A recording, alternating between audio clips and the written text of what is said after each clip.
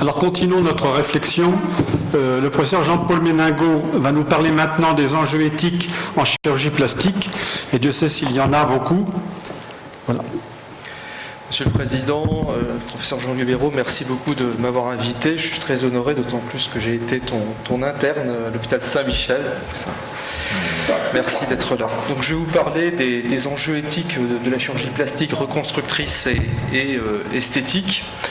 Et la première question qui se pose, c'est de savoir si la chirurgie, et en particulier la chirurgie plastique, pose des problèmes éthiques différents de la médecine. J'ai envie de dire non, mais peut-être un peu.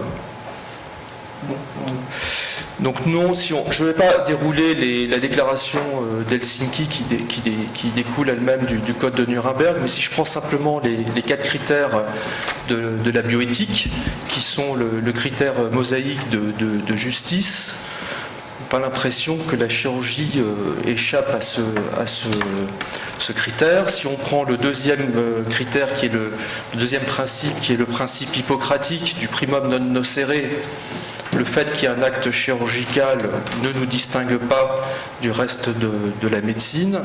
Le troisième critère, le critère chrétien de bienveillance, de bienfaisance, non plus. Et puis si on prend le critère kantien d'autonomie de la volonté, qui a été décliné avec le consentement parfaitement éclairé, qui pour moi est une fiction juridique utile sur le plan juridique, mais reste une fiction à l'échelle du fonctionnement du cerveau humain, puisque le cerveau est adaptatif, et même jusqu'au dernier moment, sur la table d'opération, on peut au dernier moment réaliser qu'on n'a pas compris quelque chose. Donc ça permet de prendre des décisions en droit, mais dans la pratique, pour moi, ça ne correspond pas à un fonctionnement.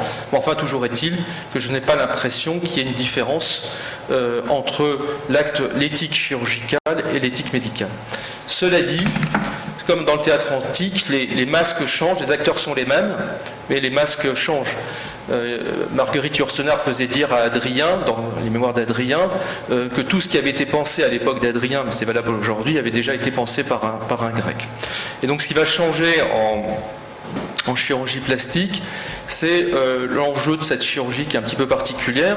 Dans toutes les chirurgies, on a des enjeux fonctionnels, on a des enjeux parfois vitaux, en chirurgie plastique aussi, avec les fascites nécrosantes. On va avoir des enjeux psychologiques, on en a parlé tout à l'heure en chirurgie des voies aériennes supérieures. Mais ce qui est particulier en chirurgie plastique, c'est qu'on va toujours travailler sur une forme. La forme du sein, la forme du visage, son esthétique vont être une particularité, une singularité de cette chirurgie. Donc je vais juste, comme ça à titre, je vais dire, anecdotique, donner quelques exemples des grands débats qui ont eu lieu dans le domaine de la chirurgie plastique. Donc il y a eu la greffe de visage, il y a eu donc la chirurgie esthétique, pour d'autres raisons, la chirurgie du transsexualisme, et je dirais un mot sur la recherche dans le domaine de la chirurgie plastique, avec ses singularités, et quelque chose de très, très spécifique dans le domaine de l'enseignement. Donc la greffe de visage à laquelle j'ai eu la chance de participer avec Laurent Lantieri, qui fait partie de notre académie. Donc moi j'étais celui qui faisait les prélèvements. Donc ça a été un grand débat avec beaucoup d'étapes institutionnelles, et d'ailleurs une des rares questions pour lesquelles en chirurgie on a demandé l'avis du Conseil national d'éthique et puis les organismes qui existaient à l'époque. On a pratiqué 7 greffes de visage à l'hôpital Henri Mondor, et à l'heure actuelle, j'ai encore un des patients qui est hospitalisé chez moi pour un rejet chronique. Et pendant le confinement, on a failli devoir réaliser une nouvelle retransplantation.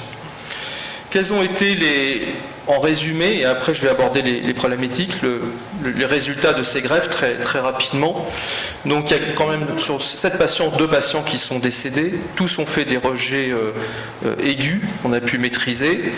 Un a dû être retransplanté, l'adaptation sociale a été variable, l'adaptation en termes de travail a été également très variable. Et par contre, donc, il faut admettre que les familles ont toutes été très soutenantes. Alors au début, dans le débat éthique, il n'était pas du tout fondé, honnêtement, sur vraiment une vraie rationalité chirurgicale et médicale. On était dans l'idée de volte-face, c'est-à-dire l'idée qu'on pouvait interchanger le visage d'un autre et que voilà, on allait prendre le visage de Claudia Schiffer, de Georges Clooney, etc. Et puis il y avait à y avoir un syndrome de dépersonnalisation. Alors le syndrome de dépersonnalisation, il peut arriver même avec une transplantation cardiaque, hein, au plan symbolique, mais c'était vécu comme au plan physique, c'est-à-dire on allait prendre le visage de quelqu'un d'autre. C'est complètement faux sur le plan de ce qui se passe réellement, puisque si on greffe un visage à 3 personnes différentes, en fait ce qui fait le mouvement du visage, ça se situe dans le cerveau de celui qui le reçoit, et ça bouge pas, et de cette interaction, il va y avoir des tas de modifications, et même d'ailleurs, nous, quand on greffait les visages, l'occlusion qui était parfaite, l'occlusion dentaire qui était parfaite au début, elle se modifiait, puisque bien sûr, les muscles du receveur n'étaient pas exactement les mêmes, et donc ça mettait en jeu des forces différentes au niveau dentaire, ce qui fait qu'on était obligé de refaire des ostéotomies quelques mois après pour corriger une occlusion dentaire qui était parfaite au départ. Donc quels sont je ne vais pas pouvoir les aborder, le temps passe vite, mais qui ont traversé cette greffe de visage. Il y a eu toute la polémique sur le donneur, sur la dignité, on a employé le mot de dignité, comment on pouvait restaurer la dignité du donneur par rapport à sa famille, et sur le receveur, eh bien, est-ce qu'il était licite ou éthique de faire ce type d'intervention chez des patients qui avaient fait des tentatives de suicide, et dans notre série il y en avait 4, et dont un qui a récidivé, décédé. Est-ce que c'était éthique de faire cette intervention sur des patients aveugles? Et donc là encore, c'était une incompréhension, c'est-à-dire qu'on pensait, comme il ne se voit pas, il n'a pas droit à une greffe éthique, puisqu'il ne se voit pas lui-même. Mais en fait, si, parce que les autres le voient, et c'était ça qui le gênait, le patient. L'information et le consentement, qui encore une fois, à mon avis, est un leurre, c'est des gens qui sont prêts à tout accepter, les plus grands dangers. Donc, jusqu'où ce consentement peut être vraiment informé ou pas? Est-ce que c'est encore de la recherche ou du soin?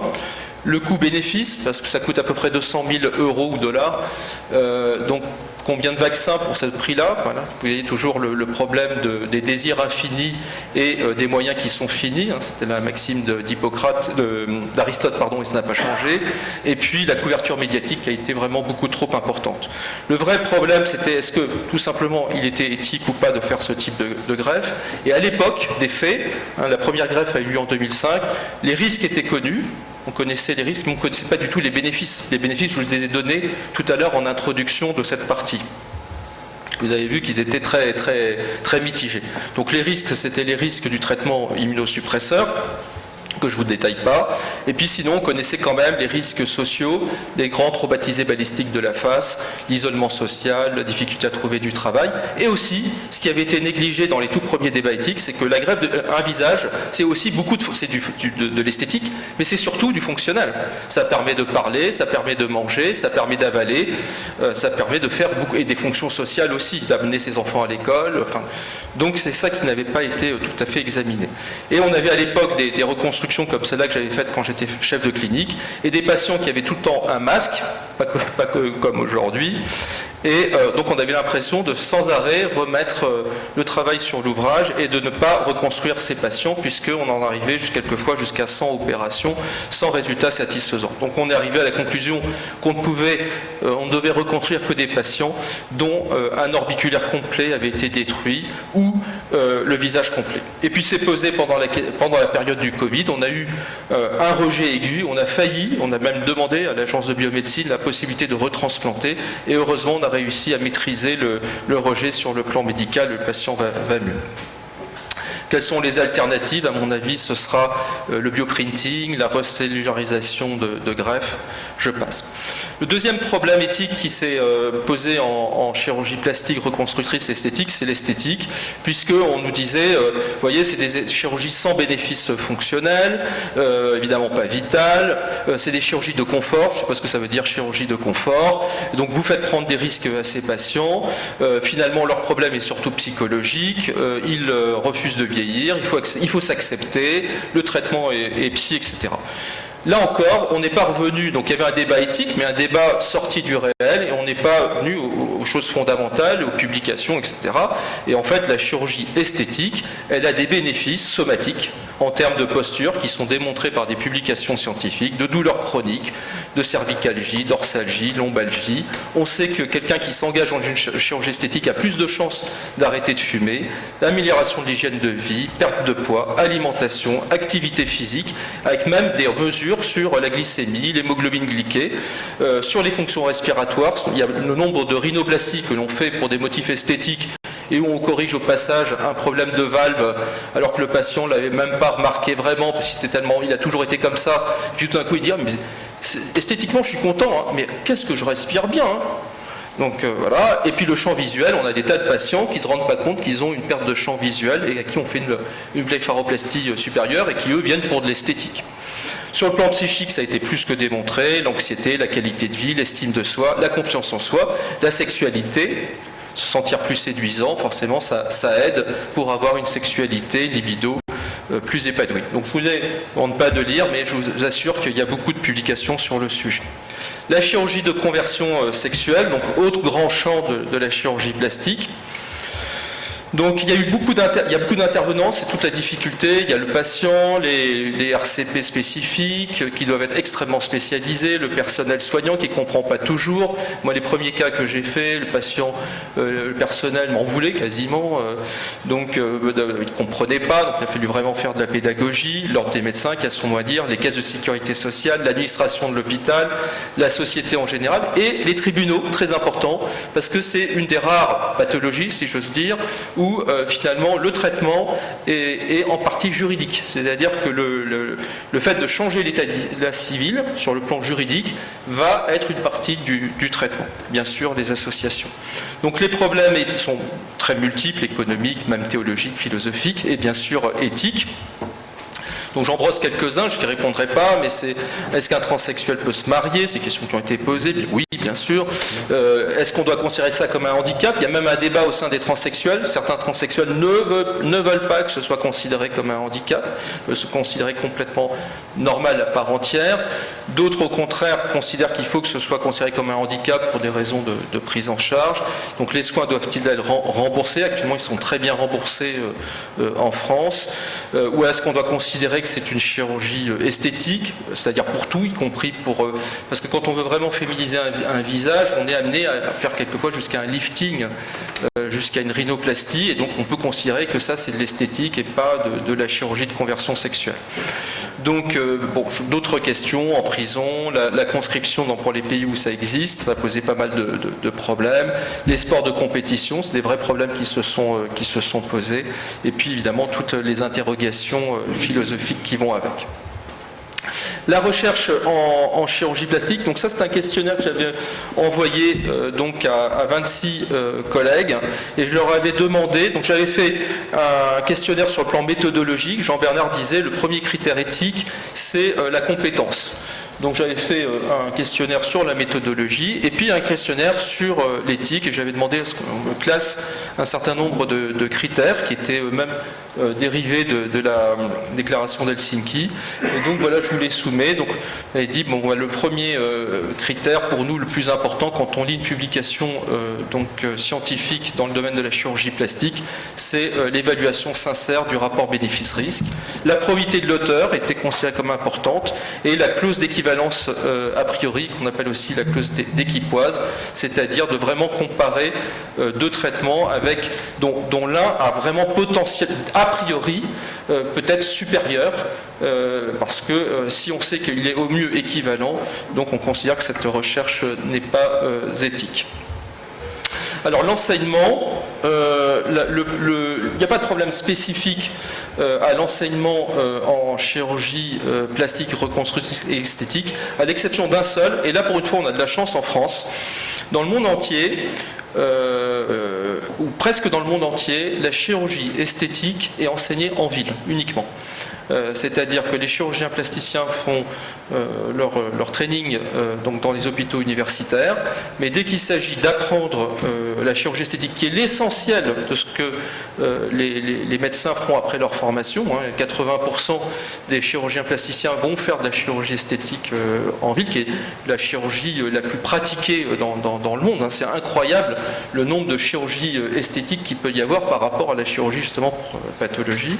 Eh bien, cette chirurgie est enseignée en ville. Et nous, on a la chance, en France, que cette chirurgie puisse être enseignée dans les hôpitaux universitaires.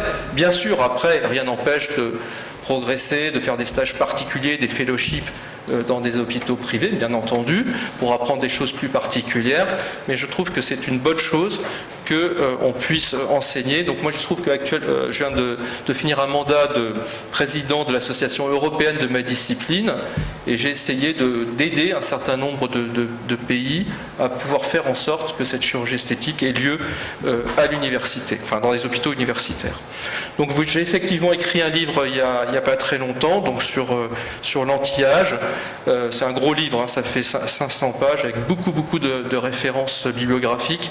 Il y en a 700 et où tout est vraiment fondé sur, enfin j'essaye, pas forcément sur des preuves absolues, parce que je me suis engagé à réécrire le livre tous les ans. Donc je ne fais pas de publicité pour l'instant, j'ai eu le temps de le mettre, je l'ai fait en auto-édition, je l'ai mis sur Amazon, mais il sera, j'espère, bientôt, quand j'aurai le temps, sur la FNAC et sur d'autres plateformes. Je vous remercie beaucoup pour votre attention. Merci. Le programme anti-âge, ça nous fera le plus grand bien, sûrement. Moi, 2 remarques.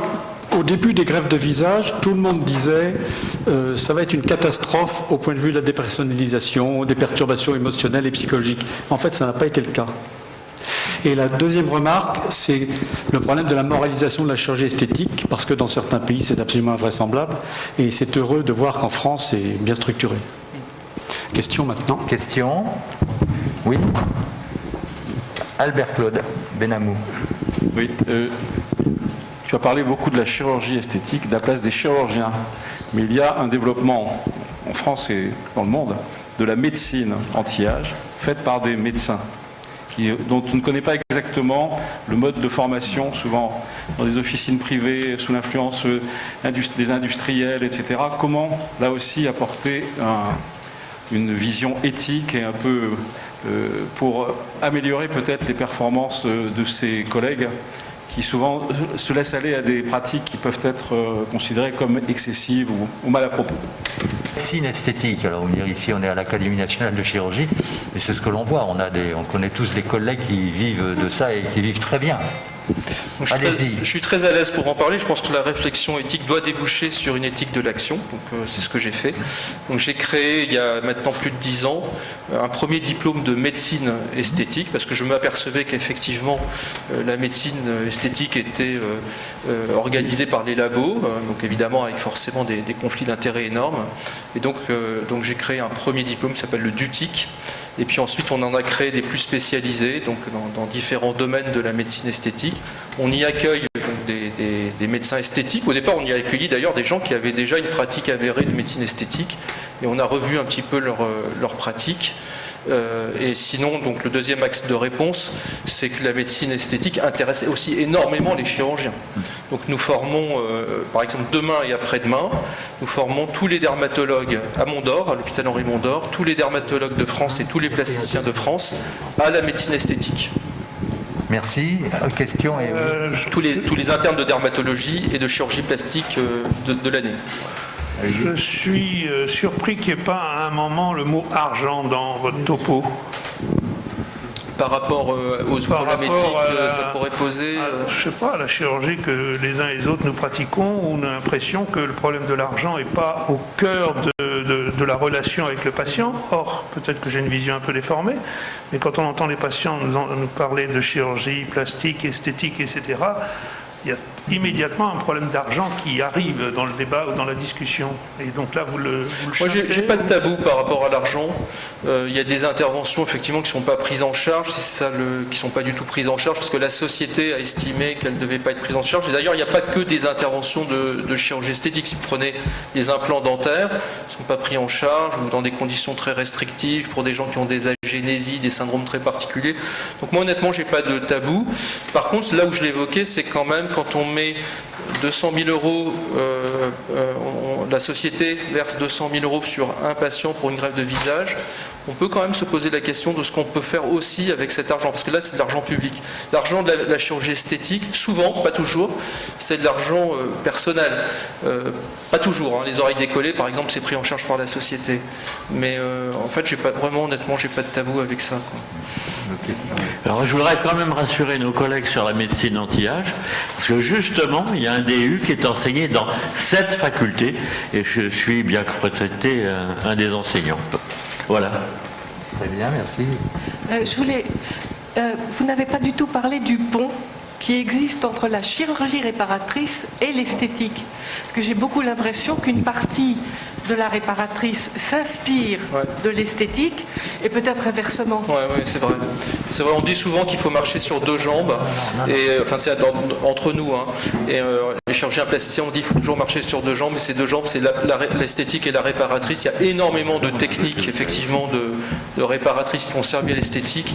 Et sans arrêt, il y a un double mouvement, et réciproquement, des gens très inventifs qui inventent des techniques en médecine esthétique ou en chirurgie esthétique qui vont servir pour les patients de réparatrice. Tout à fait. Gérard Pascal. Non, mais juste pour rebondir sur ce qu'a dit mon collègue de droite là, sur l'argent, parce que je voulais en parler aussi un petit peu. C'est pas tabou, je suis d'accord avec ça, mais quand même, ça en appelle à des questions éthiques dans la mesure où il y a des gens qui peuvent et il y a des gens qui peuvent pas.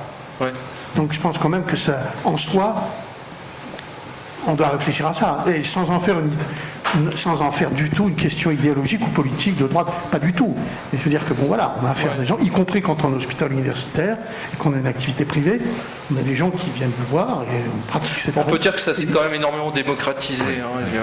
Actuellement, on voit une démocratisation de la chirurgie, de la médecine esthétique qui est vraiment, vraiment importante. Bon. Quand vous allez dans une soirée X ou Y, quel que soit le niveau social, vous êtes surpris du nombre de personnes, tous niveaux sociaux, qui ont eu une procédure. Même quelquefois, des gens, une fois j'étais à une soirée, puis une personne me dit « Ah, moi je suis complètement opposé à la chirurgie esthétique, machin, etc. » Et je le regardais lui, et je voyais qu'il en avait eu. Et toutes les dames qui étaient à côté aussi. Donc je crois que ça s'est beaucoup démocratisé. Je vais reprendre la parole sur le plan, puisque c'est consacré à l'éthique, n'est-ce pas, Monsieur le Président? Mais les questions qui viennent d'être posées ne sont pas des questions taboues vis-à-vis des rapports avec l'argent de certaines spécialités. Alors je vous reprendrai, mais ce que vous avez dit est tout à fait extraordinaire. Je tiens à vous remercier très profondément d'avoir mis le doigt sur un certain nombre de problèmes qui sont des problèmes techniques, mais aussi profondément éthiques. Dans votre résumé, vous parlez du principe chrétien de la bienfaisance. Alors la bienfaisance n'est pas qu'un principe chrétien, comme vous le savez tous, hein.